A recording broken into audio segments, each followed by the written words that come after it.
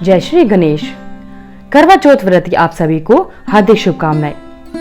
करवा चौथ के दिन चौथ माता की कथा को सुनना एवं पढ़ना आवश्यक होता है। तो आइए भक्तजनों, चौथ माता की पौराणिक कथा को सुनते हैं। चौथ माता की पौराणिक कथा के अनुसार एक सेठ सेठानी थे। उनके एक बेटा और बहू थे। बहू सबको भोजन करा के फिर स्वयं भोजन किया करती थी।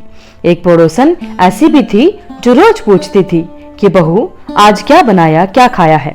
बहू कहती ठंडो बासी। एक दिन उसके पति ने ऐसा सुनकर विचार किया कि आज तो पकवान बनाया जाए, फिर देखें कि मेरी पत्नी ऐसा क्यों कहती है और वह उस पड़ोसन से क्या कहेगी। उसने तरह तरह के पकवान बनवाए और घर के सभी लोगों ने एक साथ बैठकर भोजन किया। आज भी पड़ोसन ने पूछा तो बहू ने कहा ठंडो बासी। तब सेठ का लड़का सोच में पड़ गया। हो ना हो कोई बात जरूर है जिससे कि मेरी पत्नी ऐसा कहती है। उसने पत्नी से पूछा तुम रोज ठंडो बासी खाया ऐसा क्यों कहती हो, जबकि हम सब ने एक साथ बैठकर कई तरह के पकवान खाए। उसकी पत्नी बोली हम लोग जो खा रहे हैं वह बाप बूढ़ों की कमाई है।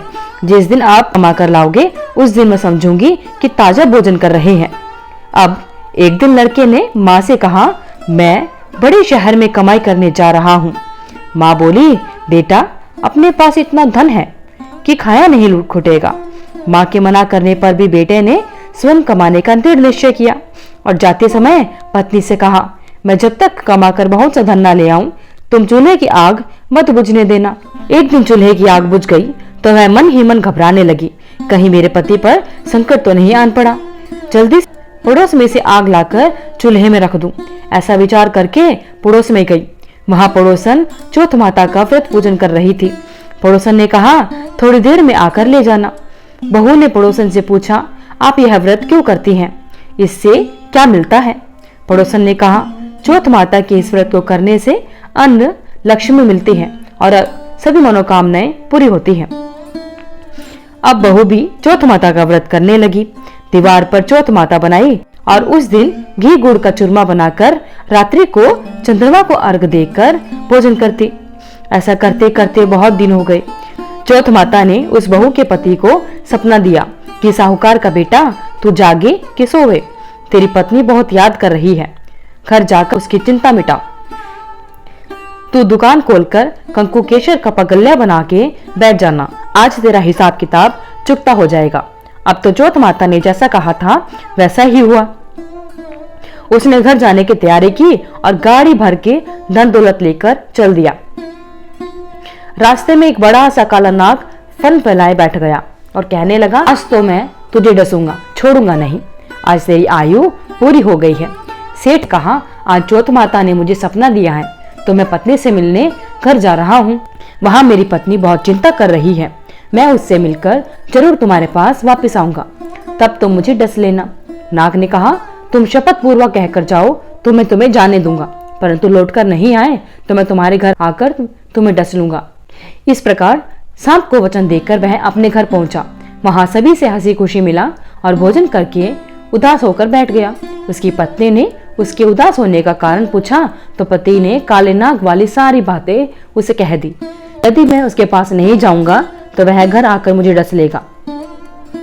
पत्नी बहुत चतुर थी, उसने कहा कि आप घबराओ नहीं, लेट जाओ, मैं एक उपाय करती हूँ।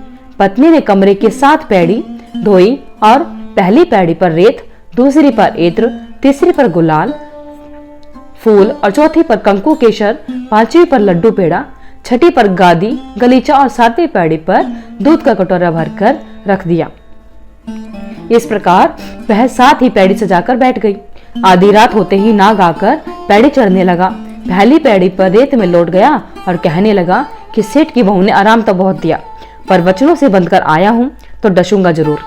इसी प्रकार 7 पैड़ियों पर नाग आराम करता हुआ और कहता हुआ गया कि डसूंगा जरूर। कमरे में जाने ही वाला था कि चौथ माता ने विचार किया कि मैं इसे नहीं बचाऊंगी तो संसार में धर्म कर्म और पूजन व्रत कौन करेगा। अब तो गणेश जी, चंद्रमा जी और चौथ माता ने उसे बचाने का विचार किया। चंद्रमा जी ने उजाला किया, चौथ माता ढाल बनी और गणेश जी ने तलवार लेकर नाग को मार दिया और ढाल से ढक दिया। अब बहू भी थकी हारी सो गई। दिन हुआ तो लोग बेटे से मिलने आए, परंतु बेटा बहू तो उठे ही नहीं थे। बहुत देर हो गई तो माँ उन्हें उठाने गई। माँ ने सातों पैड़ियों पर कुछ कुछ देखा तो वह बहुत घबराई और बेटा बहू को आवाज लगाई। बेटा बहू उठे तो देखा कि एक ढाल तलवार वहां पड़ी है और ढाल उठाई तो वही काला नाग मरा हुआ पड़ा है।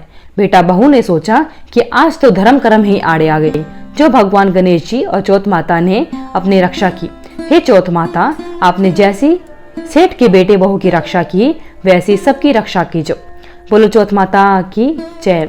भगवान श्री गणेश जी की जय। भगवान श्री गणेश, हे चौथ माता, जिस प्रकार आपने सेठ के बेटे और बहू पर अपनी कृपा बनाई, उसी प्रकार चौथ के व्रत को करने वाले और इस व्रत की कथा को सुनने वाले सभी पर अपनी कृपा बनाए रखना।